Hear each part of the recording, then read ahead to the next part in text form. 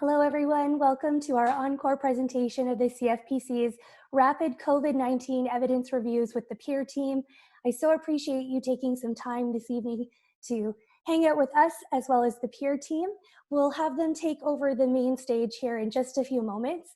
I want to begin by thanking you on behalf of the ACFP Board of Directors for spending your evening with us for the next hour. There is going to be an opportunity for you to be interactive with the peer team through a Q&A function. You'll see two little chat box windows kind of side by side with Q&A. Feel free to type your questions into that text box, and we will work with the team to make sure we can address as many of those questions in the next hour. I'd like to formally begin with a land acknowledgement. The Alberta College of Family Physicians would like to begin by acknowledging that we are on the traditional lands referred to as Treaty 6, Treaty 7, and Treaty 8 territory. And all the people here are beneficiaries of these peace and friendship treaties. Alberta encompasses the traditional territories of many Indigenous peoples, including the Cree, the Saulteaux, the Blackfoot, the Métis, and the Nakota Sioux peoples, who have called this area home for many generations. So thank you very much for joining us this evening. I'm going to stop sharing my screen, and I encourage all of our panelists to turn on their video for us, and I'll turn the floor over to Dr. Allen. Thank you so much. Thank you, Lindsay. So brace yourselves, people. I'm in control of the computer, and just to give you some context, the touchpad phone was an invention in my youth. So that's your computer is now in my hands, so you should feel nervous. And we're going to start by going through the PowerPoint, and then we'll get into the presentation. So first of all, we're going to do a rapid review of COVID evidence with the peer team, and this is the kind of board we'll be going through. You can't see miscellaneous well, or perhaps you can, but it's covered up on my screen.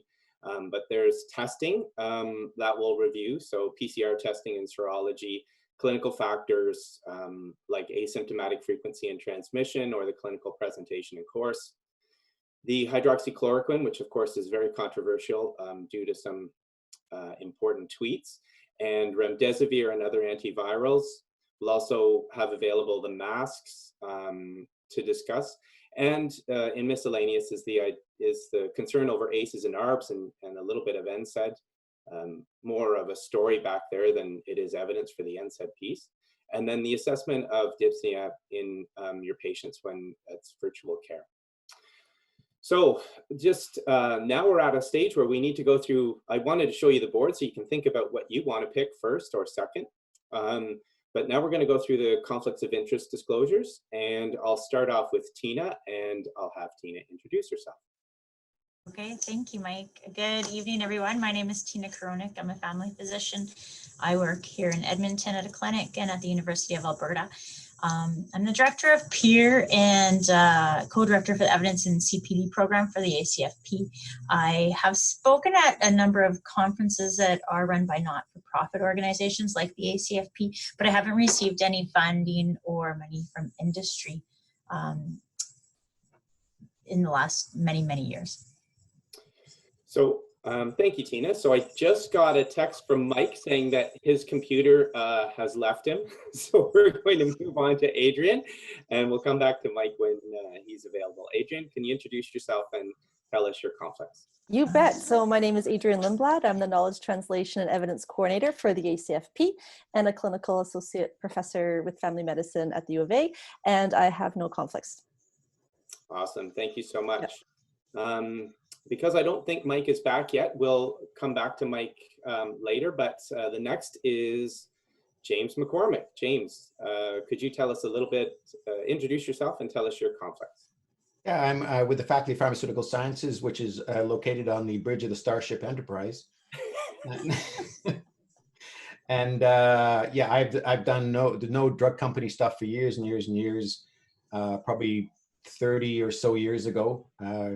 And haven't done any since then. So that's my conflict of interest. Although, as many of you know, Mike and I also do a weekly podcast where there is a sort of we do have a premium subscription model, so there is some money involved there. Right. Not near enough though, right, James? Not enough to buy the new Star Trek set. That's for sure. No, it's enough because I take it all and don't give any to you. Oh, that's the problem. Okay, I'll go through mine. I'm Mike Allen. I'm a family doctor. I'm also the director of practice support with the College of Family Physicians of Canada, and I'm a professor at the University of Alberta. That is where I get my funds, and I do locums if it wasn't for COVID. And as you know, many family practices are very slow right now, so there's not much need for a locum, especially on Salt Spring Island. So what other relationships do I have? Well, I've taken grants, research, and speaking fees from a variety of sources, but they're all nonprofit sources like the Alberta College, Toward Optimized Practice, CHR, etc. We are involved in 2 RCTs, or were. I can't remember if in range is now beyond 2 years, but we've been involved in 2 RCTs. They are publicly funded though, without industry support. Mike, are you available now? Yeah, I just went for some drive-through Tim Hortons, so yeah. So, sorry, computer malfunctions despite really nobody in my house. So anyways, yeah, Mike Culver, happy to be here. Family physician, work early in Peace River, and similar to the rest of the gang, we receive honoraria for not-for-profits for presentations we've done in the last number of years. And I have a University of Edmonton, Tech Edmonton spin-off company called Empress, which looks at quality metrics in endoscopy, which is not related to anything here, and haven't made a nickel on it anyways. So, but we're improving patient outcomes. James apparently has some money from the podcast, so you could I love it. Yeah, send some my way. Okay, so how to claim credits. So there will be a survey link in the chat window, and that will stay open until the end of day tomorrow. When if you complete the survey link, it's linked to 1 Main Pro credit, and that will be directly entered for you if you do complete the survey. So it's just a way to, the program is certified, and you can definitely log on there. It's not on YouTube and Facebook, it's on this chat window. We have to go through our learning objectives. So really they're quite straightforward and simple, I think. Describe the best available evidence for the diagnosis of COVID, describe the best available evidence for the treatment of COVID at this time, and describe the best available evidence to prevent transmission. We will not be able to cover everything. So we will not cover all of PPE options like face shields and different types of gloves and all sorts of things, but we do have a list for you to choose from, and that's the ones we've looked at the evidence for. So this is your list. We encourage you to look at what you'd like us to cover. You'll note that for those of you who remember Tools for Practice, most of these are Tools for Practice. And those that aren't will be coming out as Tools for Practice.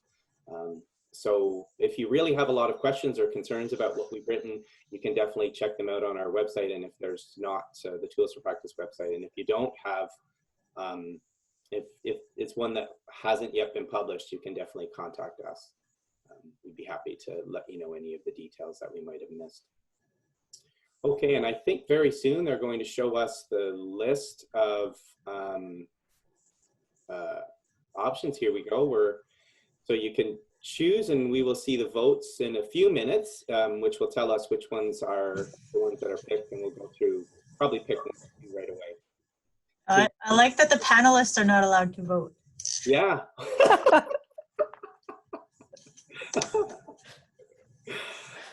That is, yeah, it's interesting that we're not allowed to. So, and for those at home, I am going to be trying to stop sharing screen so you can see the presenters when they're speaking better, and that back and forth may be nauseogenic, so take your Gravol now. Okay, I think we're going to get an answer of what's first here. Okay, by a long margin of 17%, masks for community. So I'm going to stop sharing the screen, and I'll tell you about masks in the community. So this is mine. And this we wanted to look at because it's got quite a bit of attention now. And some places, as you know, are required. One of my staff at the National College has informed us that she's not allowed to exit and enter her building without wearing a mask. So let's talk about what the evidence shows. So there is a lot of evidence around masks. It's actually not as bad as you think. The trouble is, it's how the studies are designed. They're all cluster design studies, or virtually all. So that does change things a little bit, and I'll tell you why that becomes most important later. There are 7 systematic reviews of this question, and it's based on 12 RCTs. Some of the RCTs are included in different ones, and some of them are analyzed differently. So it's a bit of confusion about how to analyze them. Sometimes they analyze them with face masks, with hand hygiene, sometimes not. There's a whole bunch of things, but rarely do they actually look at ones for what's being recommended, which is, if I wear a face mask every day when I'm out in public or going to the grocery store, etc., will that prevent me from being sick? We don't have research on, will the mask prevent me from giving it to someone else? We don't have that, but we do have a couple RCTs that have looked at this. One in particular was relatively large, but unfortunately in the mask wearing arm, only 25% of people actually wore the mask, and in the no mask arm, 15% wore masks. So there was virtually no difference in that randomized trial. It was really a comparison of poor compliance versus really poor compliance.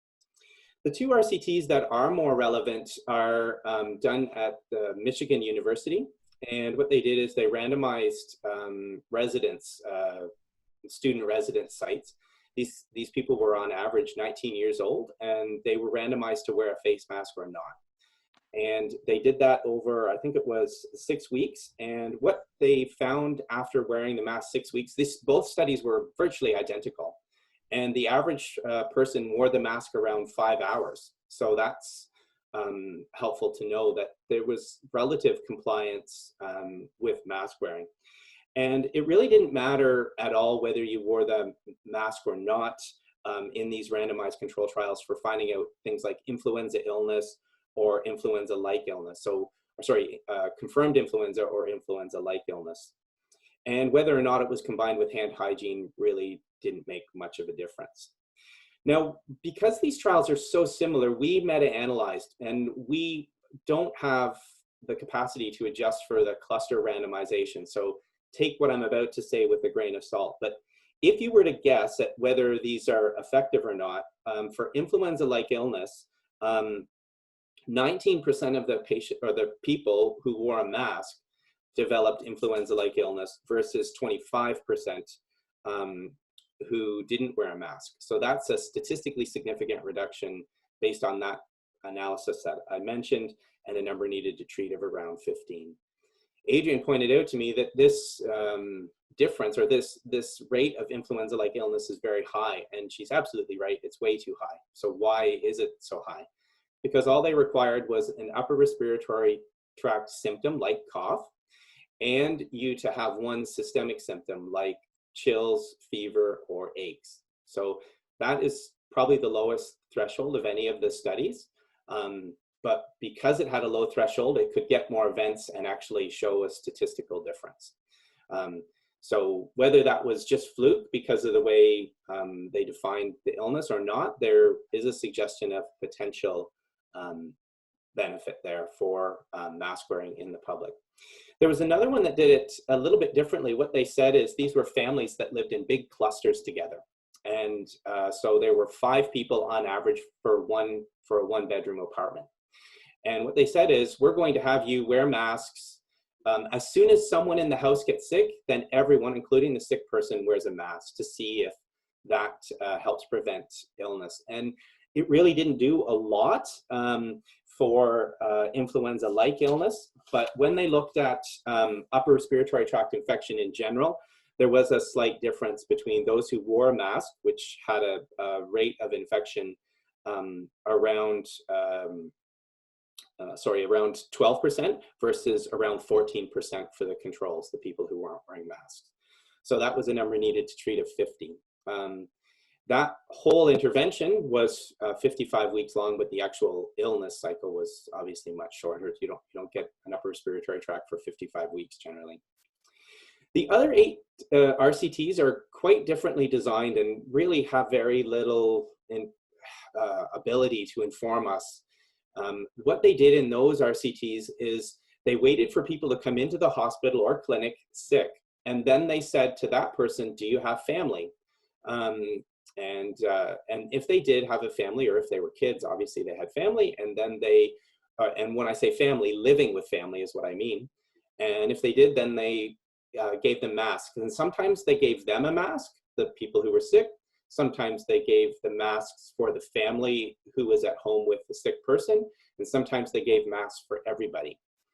The bottom line is, and this was done all over. This was done in Germany. This was done in France, Thailand, Hong Kong, Australia, Saudi Arabia, you name it. There were studies of this done. Like I said, there were 8 different RCTs that had this approach. And whether the sick person wore the mask, or whether the healthy people wore the mask, or whether everybody wore masks, it didn't seem to matter. It didn't make much difference. And the question here is why? It's probably because the cat's out of the bag, the barn door's already open, the horses are gone. The people were sick for often 24 hours, 36 hours at home. So if they were going to give it to family, they often would have already given it. So the trial design is, so when you hear it never works, it's really important to understand why it might not work. So some caveats for all of this. These are cluster trials. The event rates are low, so it's hard to find statistical significance. None of these are done in COVID. Almost everybody looked first at influenza and then other types of illness. So there's lots of issues, lots of outcomes were examined. If you look at the viral ones, then there generally wasn't much statistical significance except for what I told you. But there are some important caveats. And always remember that the PPE you're using, or that the preventative measures, are just one of the many things that we're supposed to do. And the most important is, as you know, social distancing. So how do we sum up? Well, wearing masks in the community may actually reduce transmission of viral respiratory infections. And that's based on 2 small cluster randomized trials. They're the best research we have. And we're performing, when I get this data for you, when we get it, and I did this with Nick Dugray, who's awesome and kind of saw into the data really quickly. I was really impressed how smart he is, quite a bit smarter than me.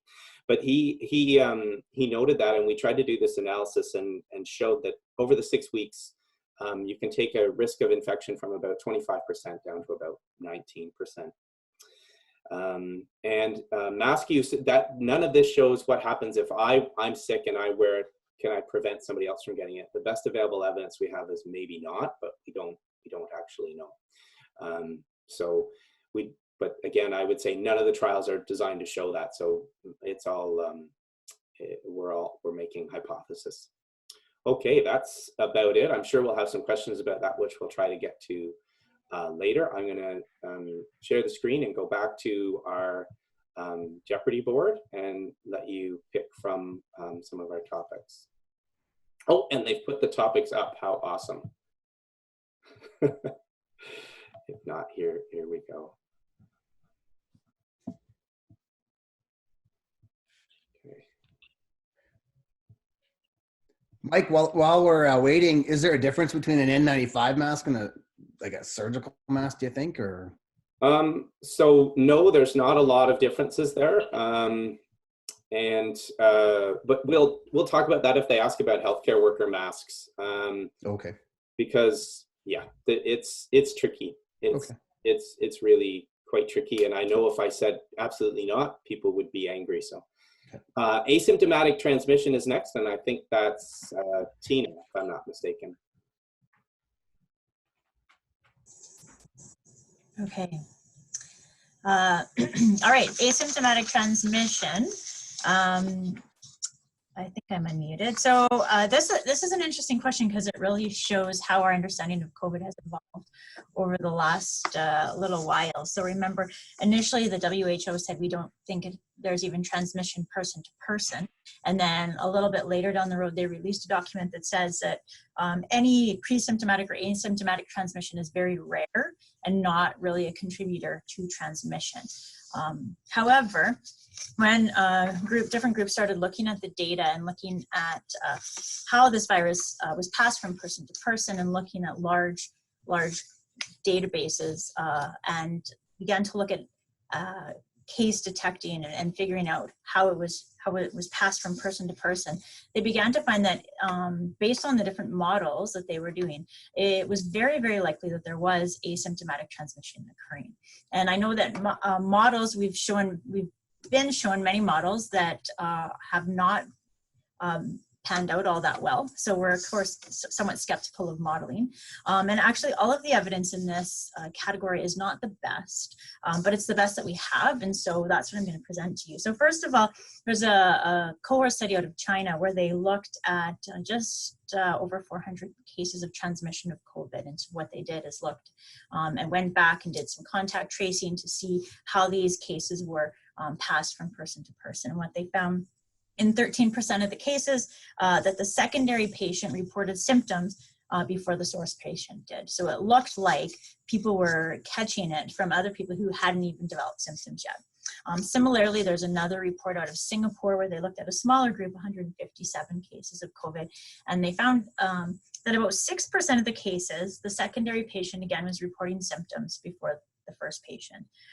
And there's lots of other single case reports. So that's what sort of started this. There was a case report out of Germany and other places where they had someone who developed it, but who hadn't been in contact with anyone who had symptoms. Now, we recognize that, there's huge limitations with that. One of the biggest is just recall bias. So it may be that you've forgotten who you were in contact with, or you didn't recognize who you had been in contact with. And there's lots of limitations like that. In addition, asymptomatic cases are not always identified. We're assuming in this scenario that symptomatic transmission is always going to trump asymptomatic transmission. And also assuming that those who are testing positive for COVID are infectious. So there's lots and lots of limitations with that. But let's assume there is some element of asymptomatic transmission. It's important when you look at how many patients are asymptomatic in the community. And you've probably heard different reports out of Iceland, or even recently in New York, there was reports of pregnant women who presented, and they were not symptomatic, but 80% of those women who presented actually tested positive for COVID. So it's hard to guesstimate, but the best way to do it is to look at sort of a closed population. So there's a few cases, for instance, cruise ship passengers, when they tested all the patients on a cruise ship, of those who were positive for COVID, at the time of testing, 47% were not symptomatic.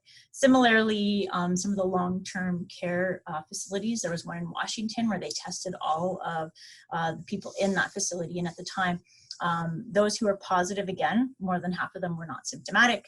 And similarly, a small town in Italy is sort of famous for testing everyone in the town. And again, of those people who were symptomatic, about half, or those people who had COVID, about half were not even symptomatic. And there's a bit of a definition game you have to recognize, because asymptomatic can mean you have COVID, you never develop symptoms, and you wouldn't even have known you had it unless someone tested you. Or it can mean you have COVID and you're going to develop symptoms in 2, 3, 4 days. So some people will call that pre-symptomatic. In some of these case reports, it's not really clear if that person was totally asymptomatic or pre-symptomatic. That hasn't really been clearly delineated. A couple other things that sort of point towards asymptomatic transmission is just some modeling again that looks at the incubation period. And so the average person from when they contract the virus to when they develop symptoms is about 5 days. But when you look at it on a population basis and the spread of the disease, it seems that it could be spread between people starting at 4 days duration. So there is this idea that it's spreading before people become symptomatic. And then the other thing to look at is viral load. So this virus is a bit different than other viral infections in that viral load seems to peak quite early. And in fact, in some of the studies, the viral load was in people who were asymptomatic was the same as those who were symptomatic. So again, trying to understand that, but the suggestion is if the viral load is peaking right at the onset of symptoms, you may be passing that on before you even develop symptoms.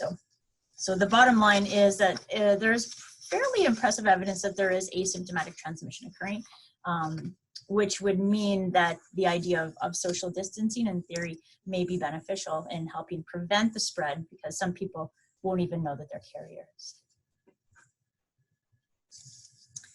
Now, I did that tool with Mike Colbert. I don't know if I missed anything, Mike, or if you have anything to add to that. No, I would just say, Tina, you did a great job. From 30,000 feet, it sure looked like there was asymptomatic transmission, because if it weren't the case, then you would just take the symptomatic people, isolate them, and this would disappear. And so I think it's incredible. This was one of the, I think, gaffes of the World Health Organization when they actually said this was not occurring. I think from 30,000 feet, it was pretty obvious. The recent one was a recent nursing home a study of about 89 residents. About 2/3 of them were swab positive, and half of them at that time, so the ones that you think would have symptoms, were asymptomatic at the time. 90% did get symptoms, on average about 4 days later. So again, some of the limitations of the studies depends how long you watch them for. If you only do them once, you really don't know, like you said, Tina, if they're asymptomatic, truly asymptomatic and never get symptoms, or just pre-symptomatic and you just haven't got them, or you tested them before the symptoms were to happen. Yeah, exactly. So kind of another lesson, kind of like there was no community spread. It was only travel. So we'll have a great lessons learned, yes, as we went through this. Right. Yeah, actually. Okay, thanks guys. We're going to move back to voting, and in the meantime, I'll answer a mask question.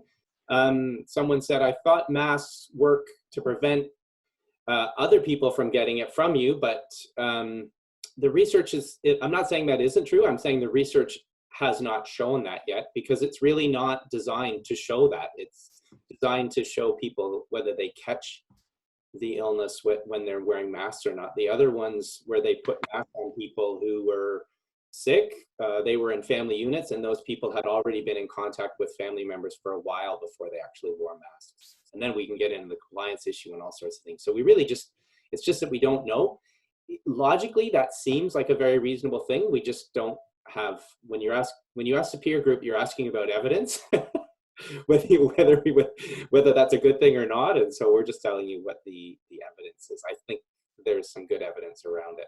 Back to the poll. Okay, so PCR testing is next. How reliable is our PCR test? Tina, I think that's you again. You're on mute. There we go. Okay, thank you. Okay, all right, PCR testing. This is one that James and I have been working on, and I'll start. So basically, we asked the question, how good is this test overall? And so I'll start with the easy part. It's very, very specific, basically 100% specific. So if it's positive, you likely have COVID-19, because PCR is essentially looking for a specific genome. So overall, it's going to be quite specific. The question is really around sensitivity, and that's sort of the concern that we've heard raised from some practitioners is it possible that we're getting false positives? And then we're making management decisions based on those false positive testing. So again, the quality of evidence for this is just beginning, and it's not all that great. A lot of it is just simple reports, and one of the most interesting studies is one that comes out of China. It looks at hospitalized patients in China, and this was one of those first studies that was reported on this. And the really interesting thing is, if you're testing a diagnostic test, you sort of need a gold standard to compare it to. So something you know is always going to be positive. And the problem with COVID-19 is we don't really have a great gold standard. So this original study in China, what they did is they took patients who they were highly suspicious had COVID. So they had the signs and the symptoms, perhaps exposures. And what they did is they did a CT scan on every single patient, and they did a PCR test on every single patient. And when they looked at those, if it came back that the result was consistent with the diagnosis of COVID, they noted that. So when they looked at PCR testing, of the patients who they thought might have COVID, about 59% of the tests were positive.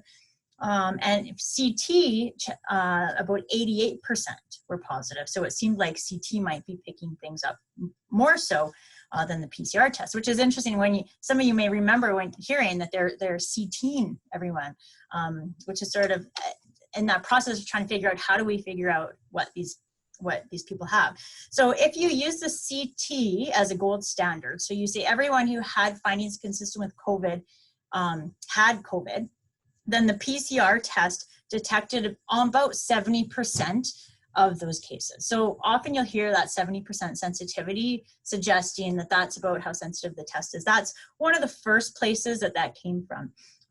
And vice versa, if you use the CT test as the gold standard, if you use the PCR as a gold standard, the CT would pick it up 97% of the time. So there's a lot of studies that look at various sites. So there's a lot of talk about what's the best site to swab, because you have a better sensitivity if you swab a location that has a higher viral load.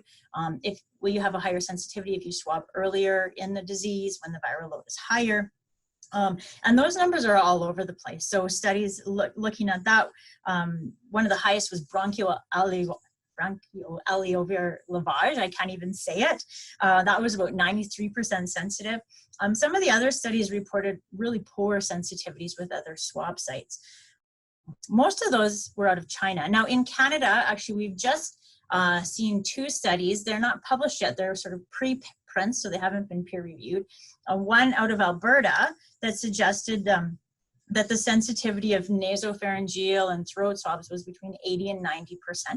And similarly in Toronto, they re-swabbed about 50 patients. So these are all people who had tested positive with a nasopharyngeal swab, and then they re-swabbed them in various locations.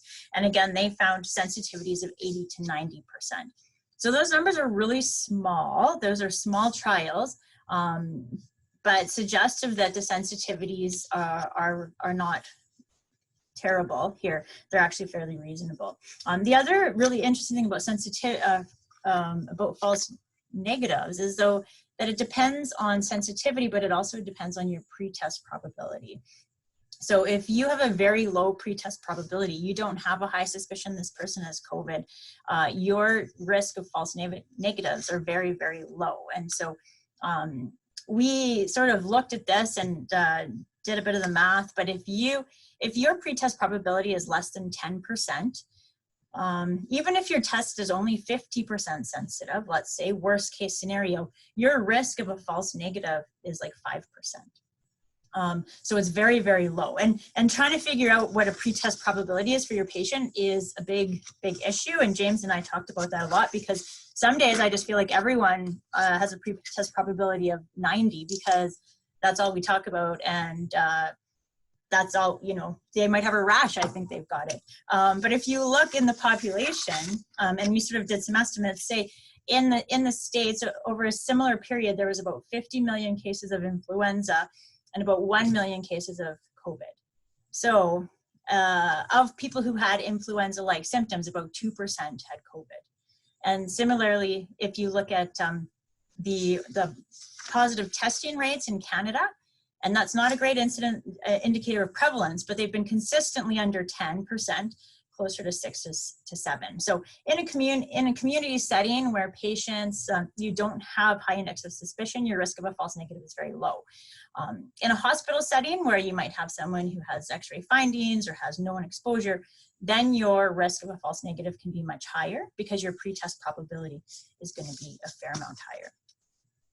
I think that sort of covers it, James. Yeah, no, great job. And I think the key message is, in general, in the community, if you're using it, if you test positive, you have it, and if you test negative, you don't have it. I mean, it's pretty simple that way.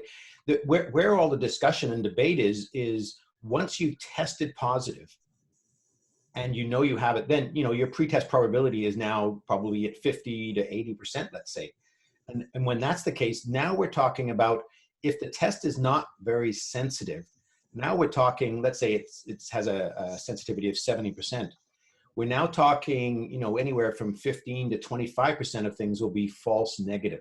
And so that's, as with all of these tests, it just really very, very much depends on what's the purpose of doing it. If you're using it to say, do they have it, and your pretest probability is low, it's a really good test.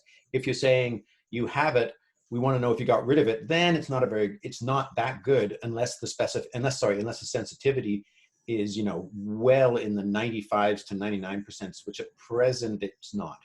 And it's primarily just poor sampling.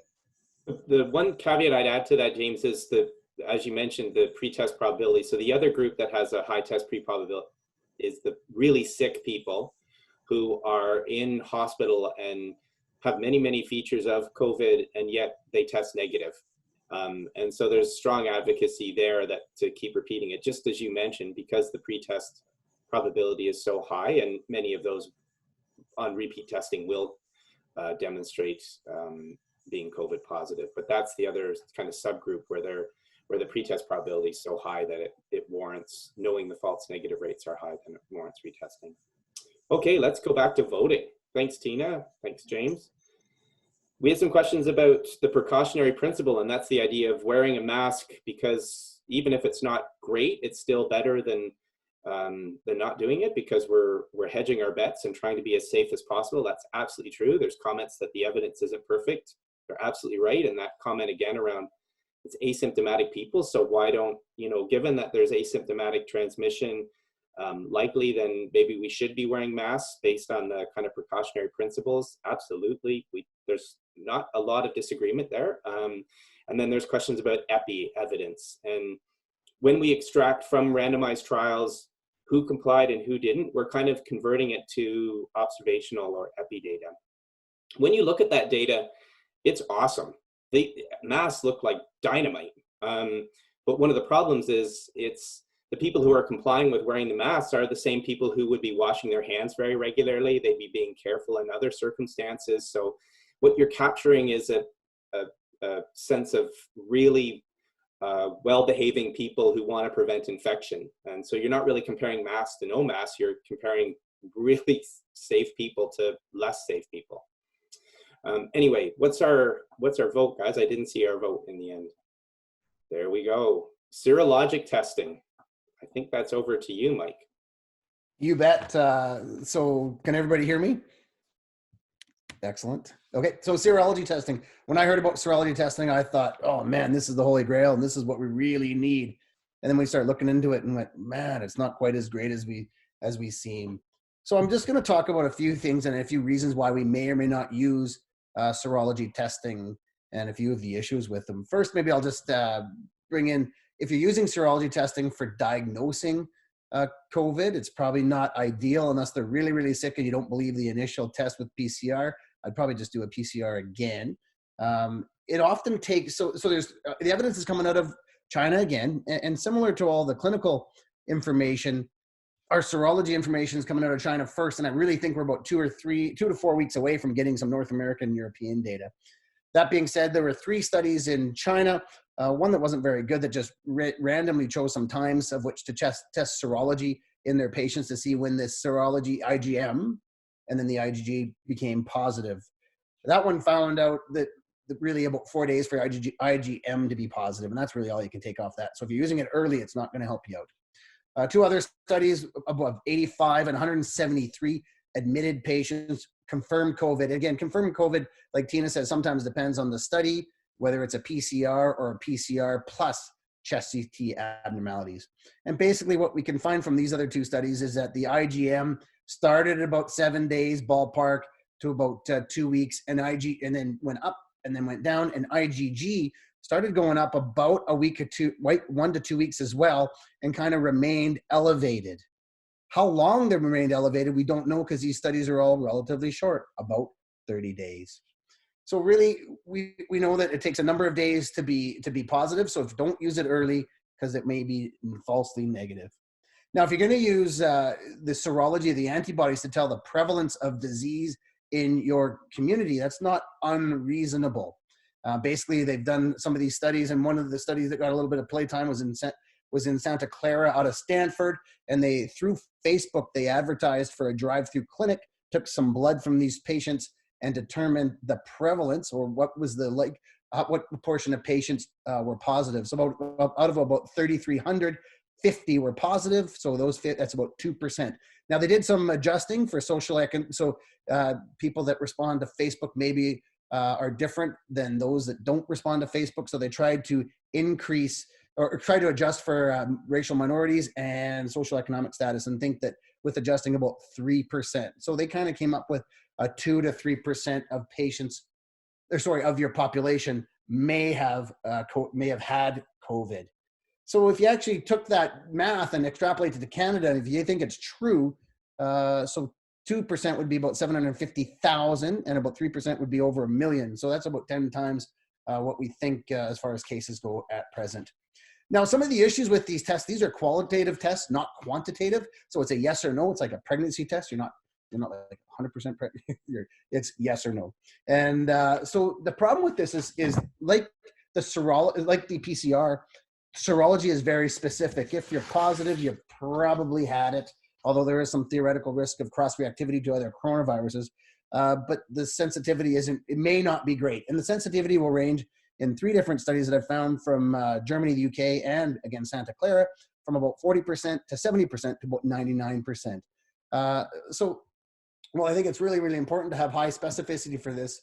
The sensitivity is relatively low. And this is a bit of an issue in that we cannot keep up with this, as there's over 100 companies that are actually applying to have their test officially used and getting emergency approval from the FDA and therefore likely Health Canada to be approved to determine whether patients have had or do have COVID. So a lot of issue with the difference of the testing. And so hopefully we use something with a high sensitivity, high specificity. And they're probably the leading, if I was going to choose one, there's some data from an Abbott, and we're not sponsored by anybody, but it seems like there's an Abbott test that's about 99% sensitive and specific.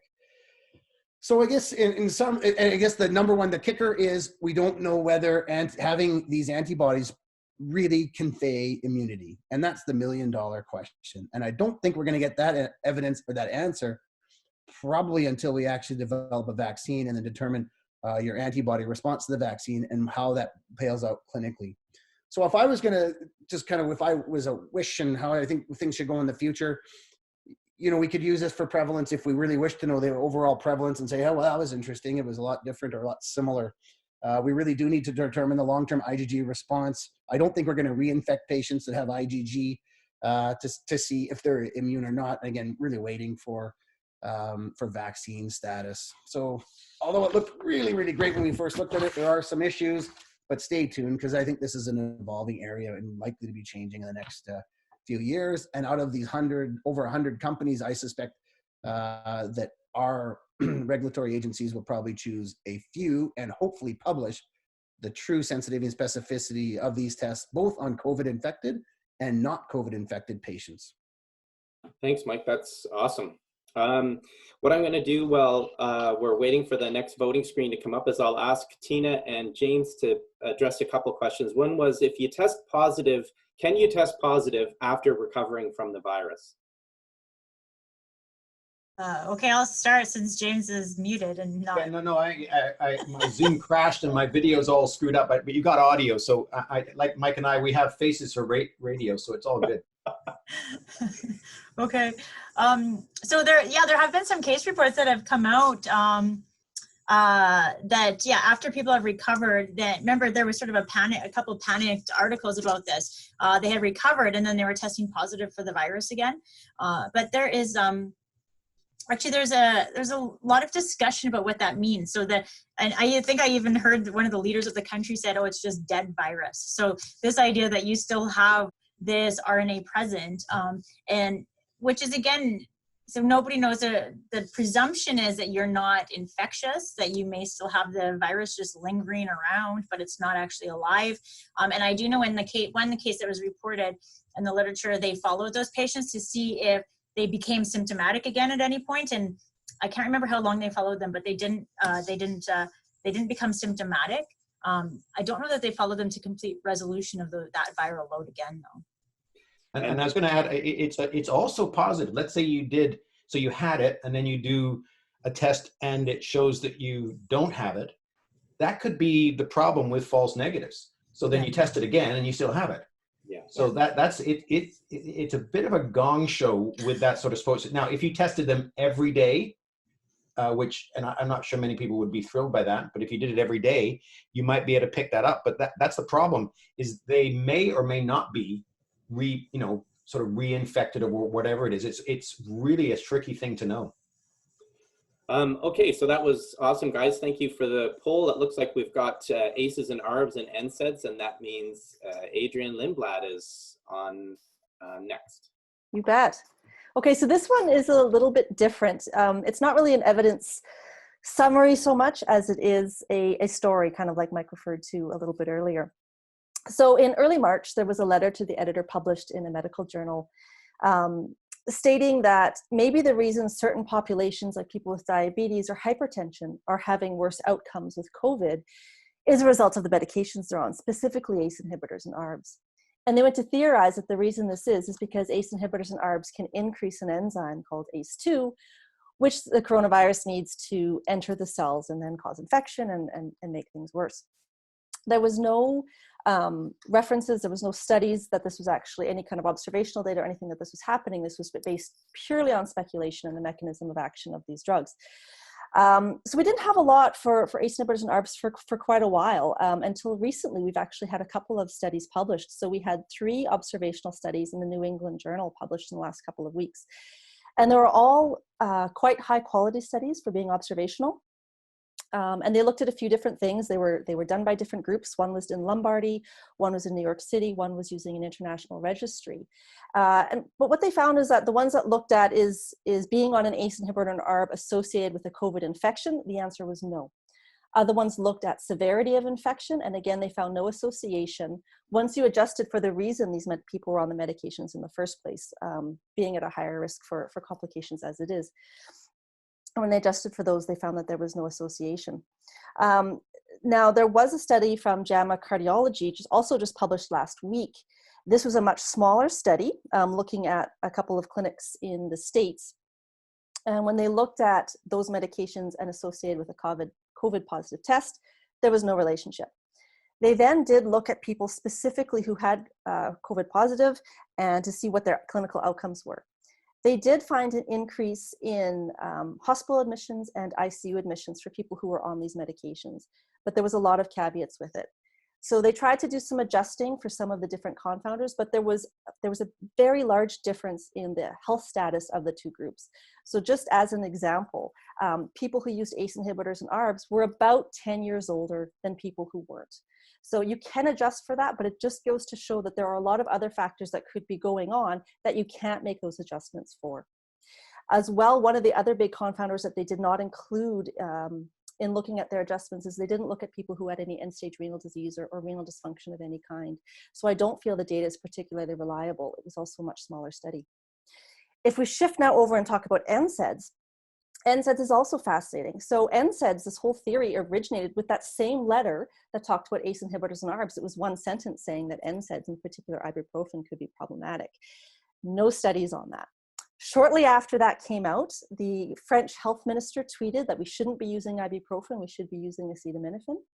And if you look at it out of context of what was happening in France at that time, it seems quite alarming.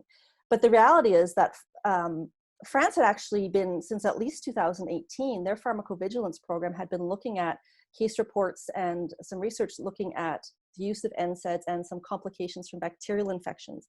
And there were some fairly significant complications, including sepsis, death, necrotizing fasciitis. So since at least 2019, France has had some statements out that you should use acetaminophen first for any kind of a viral illness, and that you should, if you do have to use an NSAID, use the lowest dose for the shortest amount of time. So when the French health minister tweeted that, it was really quite in line with what they were already doing in that country. It really wasn't anything outstanding. We don't really have any good observational studies or anything really for using NSAIDs or ibuprofen with COVID patients.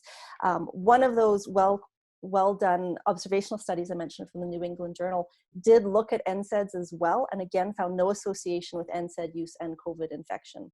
So overall, I really don't think there's any evidence to support avoiding these medications. There doesn't seem to be any harms. Some of them studies have actually found trends that people on ACE inhibitors actually did better from a survival perspective than people who didn't. Other studies, there's at least one RCT looking at losartan as a treatment. If you want to get really minuscule and you look at some of these theory-based things, there's actually some NSAIDs that have potential antiviral properties when you look at them in Petri dishes. It's really a big difference and tries to show us the difference between taking a theory and actually seeing how it plays out in a patient can be very different. But right now, I don't see any evidence that would make me hesitant to use those medications in our COVID patients. Great. Thank you, Adrian. That was awesome review and fascinating story in the background. Does anyone want to add? I know, James, you've always loved a good theory.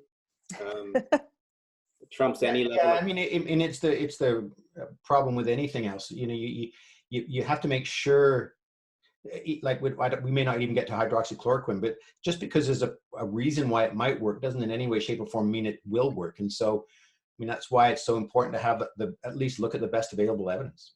Thanks. And can we have while we're chatting, can we have the voting come up again?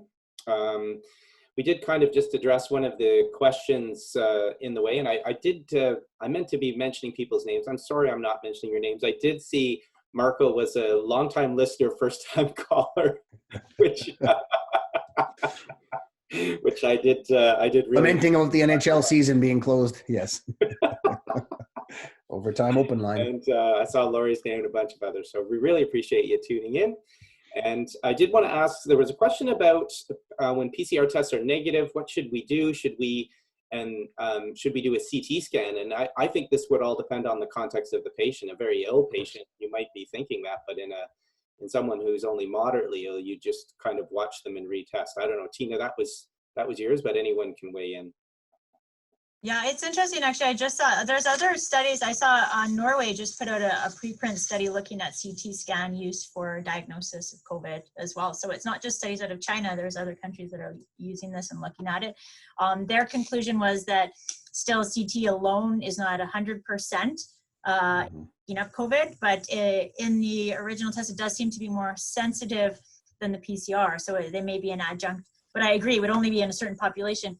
And just a quick note, actually, Victor Montori and his group put out an interesting article that sort of identified the fact if you have a high pretest probability, all the signs and symptoms that this patient may have it, just treat them as though they have it, which is interesting as well. So that idea of trust your sort of clinical acumen as well. Perfect, thanks. That being said, we also have to be careful that there's other probably non-COVID illnesses that are causing respiratory illnesses and radiographic abnormalities, and sometimes when all we think is COVID, I think we can forget about other things. Yeah, and I think it's important that when some of the numbers that Tina were talking about, even though they're best guesstimates, if you have a person who has flu-like symptoms, it's probably not COVID. I mean, that's that. It's if you're a betting person, and so obviously if they have specific symptomatology, loss of taste or what, some of those ones you might be more likely to think about it, but and fundamentally it doesn't change a tremendous amount in the treatment, but you guys can speak more to that, I'm sure. Well, it would certainly encourage me to do testing, right, to try and help sort this out. And then if they're getting ill, or obviously we have a very low threshold for this condition because of how fast it can go south. But Mike, I think the next one was yours, clinical presentations. Oh, sure. So yeah, just taking over, and we'll skim through this quickly because I'm sure people have heard lots about this. When this first came out, we were taking the evidence from Southeast Asia, and you had to take it with a bit of grain of salt. And as things evolved over time, we kind of clued into, and it's just kind of a side point, but case fatality rates and reporting really are different depending on testing, depending on who's doing what. In Italy, I'd heard that, if you die, they'd swab you after you died. And if you're positive, they just said that was the cause of death. Well, in other jurisdictions, it may not be so stringent. So I think some of this stuff was interesting when we looked at the overall numbers, but I'm going to take you through to some of the presenting signs and symptoms, and they've held fairly consistent. I suspect everybody will get the presenting symptoms. They are cough, shortness of breath, and fever, and that's been held through both Southeast Asia and North American data. I think interesting is lymphopenia as far as signs, as far as initial lab work. Lymphopenia is both a hallmark of COVID and also for severe illness. And so that might be something that tweaks people on earlier. Chest x-ray, as you know, chest x-ray abnormalities are very common, at least 60% and probably greater depending on when you're scanning and what you're scanning them with, whether it be a plain film or CT. The problem is, and I thought this was good, I thought we were going to actually get a little one pager about this is COVID and this is influenza and this is the common cold and separate them all out. As you know, there's lots of tremendous overlap between all three of those. And so I don't think you can just say, hey, just because it's this symptom, it's not COVID or is COVID. As you know, there's atypical symptoms, including GI symptoms, diarrhea, and that might be a hallmark interestingly, of worse prognosis. James talked about loss of taste. I think he was trying to talk about loss of smell, which in case series may be associated with COVID. But again, these are just case series. So again, they're a bit all over the place. And I think if there's a reasonable index of suspicion, you might want to test. The clinical course. So most of these cases, as we're probably aware, are mild. And mild, the definition is like not severe, and it's or not pneumonia. And so it leaves a bit to be determined. But I think as we, at least 80% are mild, and probably a lot greater going forward as we're testing minimally symptomatic and asymptomatic patients. Those that actually have more severe illness, about 10% are hospitalized. And I think in Canada, the most recent was about 16%. And out of those hospitalizations, about a quarter will require ICU support. Majority of the time for ventilatory support for respiratory failure. If you want to try and figure out and prognosticate and see how quickly people are going to get sick, like Tina said, it takes a mean of about 4 to 5 days to get symptoms, and hospitalizations about 4 to 7 days, kind of the ballpark. And then to ICU is only another couple of days afterwards. So it seems like you're okay, you're sick, you're in hospital, and in the next 24, 72 hours, that's when you kind of progress to ICU. What's really challenging is these mean hospital stays and ICU stays are not 1 or 2 days. They're measured in weeks. And so the mean hospital stay to death or out of ICU is around about 2 weeks, which is a long time to be on a ventilator, and probably explains some of the medication shortages that we may be going through in Canada with respect to like propofols and midazolam. Mortality risk factors, and I don't think anybody needs me to tell you, 62% of our deaths in Canada are in long-term care residents, and that by itself is a special group for mortality risk factors.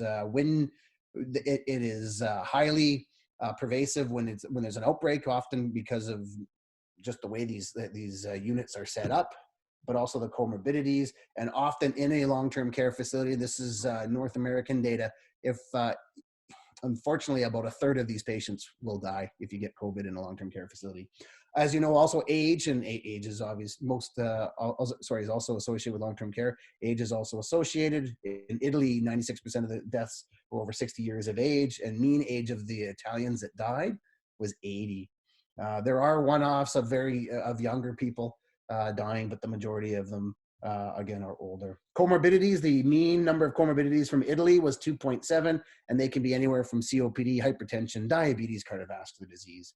An interesting subset of COVID patients are a cardiac associated COVID injury, and whether these are truly ischemia or viral, like a pericarditis or a bit of both, is hard to say. There's evidence out of China that about a 50% death rate if you have COVID associated cardiac injury, and that was a significantly elevated troponin. And then in New York, they only had a small case series of about 18 patients, had a very similar death rate, at least half of them. And of those 18, many of them went for a cath lab, and not all of them had occlusive disease. And so I think there's more than just occlusive illness being brought out by another illness. And so I don't think we know entirely what's causing these COVID-related cardiac injuries, but they have a super high mortality. Okay. So, Mike, it's both taste and smell. Oh, is it taste as well? Yeah. Yeah. Okay. I was reading more about the smell. So guys, we're just about to wrap up the time. There is a few more questions which I'll fire, and anyone can kind of wade in. The first is regarding testing, Mike. So this will go to you because you just spoke about lab tests and that kind of thing. But elevated LFTs specifically was asked, the ALT test. Is there anything there that you're aware of? No, and it might just be a marker of multi-system organ disease. I think when you get sick, things go up. As you know, again, I think you have to put in clinical context. ALTs are up for a number of reasons in our clinical practice, and they're not sick.